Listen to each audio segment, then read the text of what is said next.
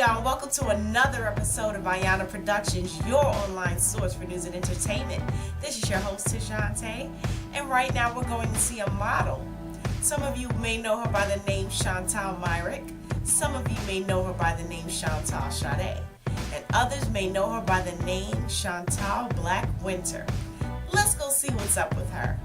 This is Cherie, Ayana Productions. I'm here with Chantal Sade, and she's a model. It's good to be here. So tell me, how long have you been modeling? Since the spring of 2012, I believe. I believe it was April 2012. Yes. Really? Oh, okay. So, what got you into modeling? I mean, that's first of all, if you don't mind me asking, around about how old are you? I'm 24. Oh, okay. So why did you get the game so much later in life? I mean, it seems like you have the make your physique for a model. Why so late?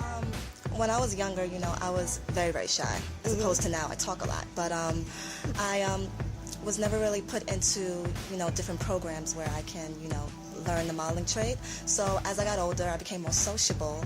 Around 17 or 18, I was more interested, but I was still shy. So I started to network, I started to meet new people, and then I finally went for it. Everyone kept telling me, you have the perfect body for it, and, you'll look great on the runway. So I took a chance, and that's when I started modeling. Wonderful, wonderful, wonderful. Have you ever had the desire, before you got into the game, I know you got in a little late, but did you ever have that desire to model? I did research. I can remember when I was around 17, I went to Langston Hughes Library right on 101st Street, and I just looked up different ways that you can walk the runway, and I also watched YouTube videos, as well as I read different documents on what to expect, and just the scams of modeling and being in the industry. So I've always been interested in it, but I guess I never had that support system back then. So I am my support system, and also I have my family that I'm But in your heart of hearts, the desire was to model, or was there any other type of, because you seem like a kind of an artsy person. Yeah, because I'm a little artsy, so I could tell a fellow artsy sister. So you seem like a kind of artsy person. Anything else in the realm of arts that you want to get into? Do you sing? Do you dance? Do you act? I have danced at Alvin Ailey, ballet, but that's something I just did for fun, like a hobby. Also, one of my crafts that I'm actually taking up and I'm pursuing is I'm a blogger as well. Okay. It's BlacWomanandSex.com. I just write about sex and relationships as it pertains to the Black community and Black women, because I am one. I can relate in that sense. So I just write articles and also FAQs. I answer questions and things like that. So that's basically what I'm doing now as well. Where exactly have you been modeling at? Well, for the most part, I model. It's in the city. Some places are in the city, but then there are other places where it's like rented halls. Like when I did breast cancer fashion, it wasn't Fashion Week, but there was a charity for breast cancer, and I did that in a hall that was catered to. It was in Jamaica, Queens, I believe. I just can't remember the hall, but a lot of different designers, they'll rent out different halls, and it's for charity cases such as HIV and breast cancer and autism. I walk for those fashion shows as well, but the main ones I've been doing have been in the city. Such as at lounges or just halls that they, that they rent out for us to model. Great. So I see you're a very conscience-driven model. Yeah. And I like that. I like when the young folks have their head on screwed on correctly. So I love that. Being in a modeling business, though, being in an artsy world, which I know been there or done that, the different heads you have to deal with in that realm. Tell me a good story. Tell me a bad story. Well, the flip side to modeling is that you meet people from all different walks of life. No two people are the same, and you get to know them and get to know their story. They come home to you. Like I have people come home to me and my family, and then I go home to them and their family, and I see how they live. And I have to say I made a lot of friends modeling, so that's definitely a positive side. I have a lot of connections and networks. Like if I wanted to model a fashion show tomorrow, there's always a fashion show in New York City every single night of the week. So if I wanted to model tomorrow and I wanted to feel that rush again, I'll be able to do that. Probably the negative aspects of modeling is just what they expect you to do for free, such as, photo shoots that they want you to do nude. Understand? Oh, goodness. Yes, and things such as, I guess once people get used to you doing things for free, they expect it Yes, all the time. So it's like you have to kind of put your foot down. You know, in the beginning, yeah, you want to put your foot in the door. If you're a freelance model like I wasn't part of an agency.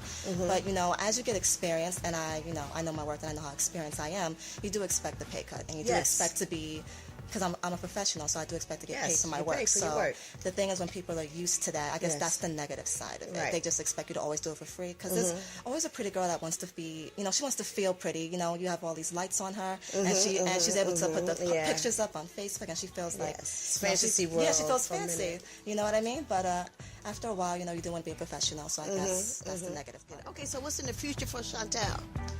Well, in the future, well, like I said before, I am working on my blogging business, and as well as I am hoping to get into more shows. You know, this year I wasn't able to get into fashion because of, you know, my injury that I had with my ankle, but I definitely plan on, you know, running for Fashion Week in February, Brooklyn Fashion Week, Mercedes-Benz Fashion Week as well. So for the main part, that's what I'm interested in doing for the future. Wonderful. Look at the camera. Look at this face. You see this pretty face? Watch out for her. She's coming for you, modeling Chantal Myrick. Check her out. Check us out. We'll catch you later. Ayana Productions. Hi, my name is Chantal Myrick, and you're watching Ayana Productions, your online source for news and entertainment. Wow, what an interesting interview. And now we're on our way to the 5th annual, everybody, American Beatboxer Championship. And to kick off this event, we got footage of the man of 1,000 voices. That's right, everybody, Michael Winslow doing the sound check. So don't go anywhere.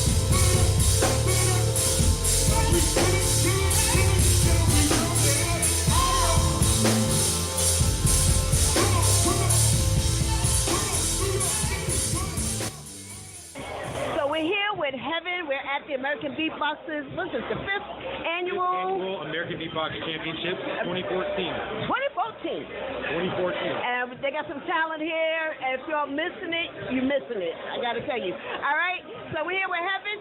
Heaven, come on, tell us something about yourself. From Atlanta, Georgia. Grew up, actually just got into beatboxing, listening to alternative rock, and just grew a passion for it and just loving the art form. And I'm really excited for tonight. It's going to be an amazing night. There's some amazing talent in the building, and the community's growing so much. Yes, it is. And it's just a beautiful thing. So I'm just really excited to be here and to see where tonight goes. And it's going to be a lot of fun. Good. So now, if you guys seen his face before, it's a cute little face. He was actually in the American Beatboxer documentary, and that's, you know, where I seen him, and you were doing some things. Can you give us a little bit of what you were doing? All right. My name is Heaven Beatbox.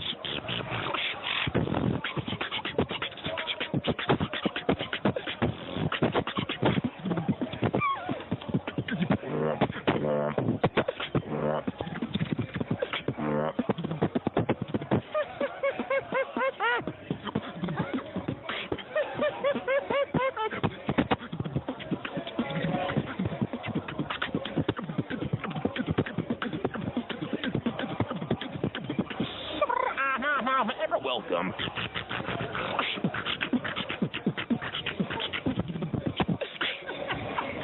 Now, if I were to try that, I'd probably look like I'm having a stroke.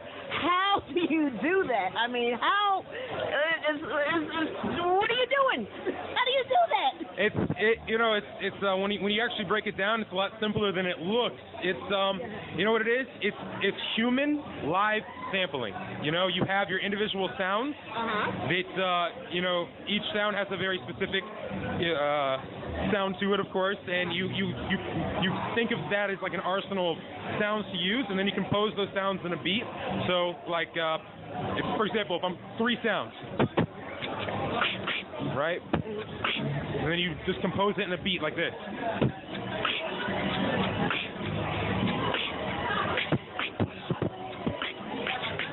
And of course, the order that you arrange the sounds determines pretty much the beat that you create. Sounds simple, doesn't it? He's just a talented brother. Thank you so much for doing this interview. Where can we see more of you? Tell us something. You can check out my stuff online. My website's www.heavenbeatbox.com. I always describe it like this because people always switch my name with Kevin. When you die, you go to heaven. Hopefully. Hopefully. When you die, you go to heaven. You dance to the beat and you think outside the box. Put it all together. Heavenbeatbox.com. Makes sense, doesn't it? All right. Check him out. He's tough enough. All right. And make sure you guys keep it locked. 2014. Beatbox Championship. Keep it locked. All right, so we're here with Masai. He's a beatboxer. Are you in the championship? I've actually competed years ago. I was lucky enough to be one of the winners of a championship years ago. So now I kind of graduated to being a judge. So I've been judging. Excellent. We got some good stuff here. Yay. Okay. So we got a judge. His name is Masai, and you were explaining to me the origin of your name. Absolutely. Give me that again. My name is Masai. I like the tribe from Kenya, Africa. It actually means warrior. And in Japanese, it means prosperity flowing free like the water. So I like to tell you that as well. But also, my mom just kind of gave me the name, kind of watching National Geographic, and she was watching a story on the tribe, and she was kind of, electro came about later in the years in my adolescence, early adolescence, when my friends figured out that I could do this electronic voice. Yes. But when I speak, I kind of sound like this, and I could sing any song, jam on it. I could do all the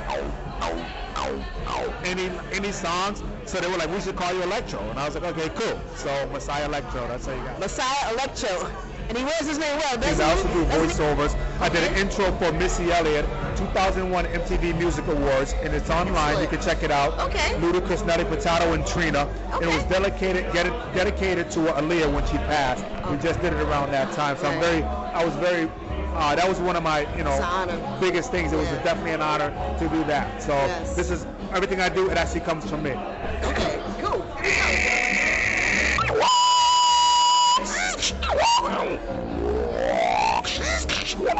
The sounds you want to shout is joined by the vocal voice of the unhuman sound kid.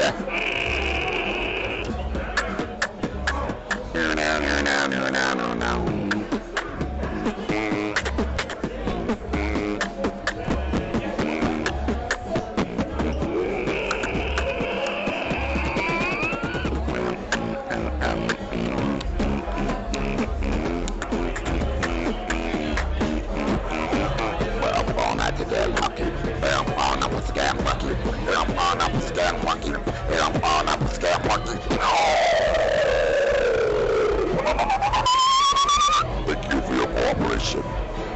He's tough enough, ain't he? He's tough enough. What's up, everybody? My name is and you are now in tune to Ayana Productions, your online source for news and entertainment. Of course, we're at the American Beatboxer's 5th annual championship. We've interviewed a lot of guys. You see a lot of guys in the thing, but here's something special. We got a woman, and she is bad. Her name is Lucky Monkey. She goes by the name of Lucky Monkey. What's your real name, sweetie? Tiffany. Tiffany. Okay.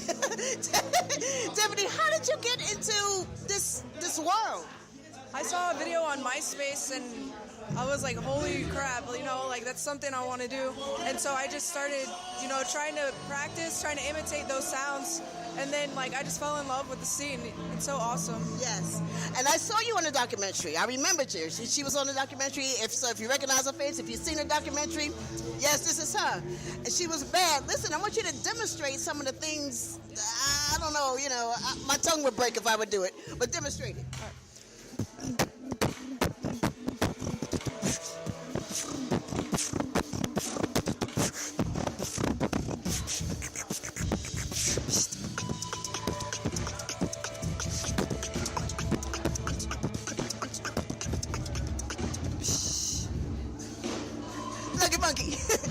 Lucky monkey, ladies and gentlemen. She is tough enough. Thus far, what are you doing? Well, I just competed last month in the Atlanta battles, and that's the first time I got back into the scene because I've kind of been out for a few years. But you know, I'm just trying to get back into it and just hang out with a bunch of beatboxers and keep improving. Get back. I mean, it's beatboxers is a world and a race of its own. It's really phenomenal the work you guys do. I don't know what to say. All the words. I can't do it. This is Lucky Monkey, and you're watching Ayana Productions, your online source for news and entertainment. So we're here with Frisco. Again, we're at the American Beatboxer 5th Annual Championship. Yes. We're here with Frisco. I remember you from the documentary. You're the father with you. I remember you. Yeah. All right, so Frisco, what are you doing here, man? I'm here competing for the US Beatbox Championships this year. I made it to the top 16, so I hope to just do my best and hopefully take it home. I mean, I'm going to try hard and give it the best and you know, just push and give it a show. Get back out there. You know, he has to get out there and do the same. But yeah. Are you ready? Pow, pow, pow, pow, pow, pow, pow, pow, pow,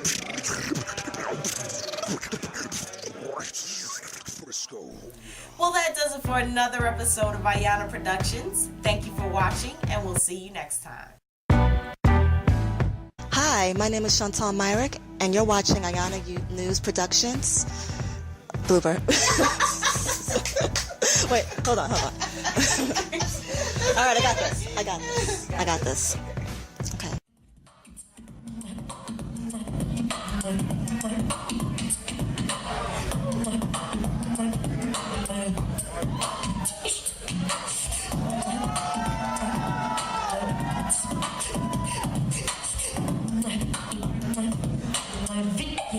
Yeah, you know how it goes, like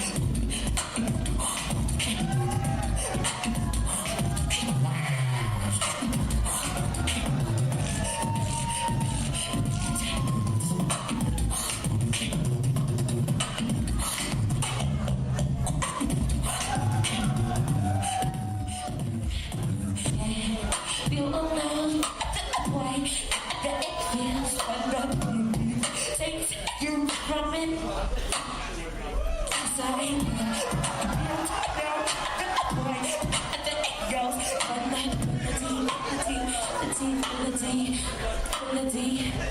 It's like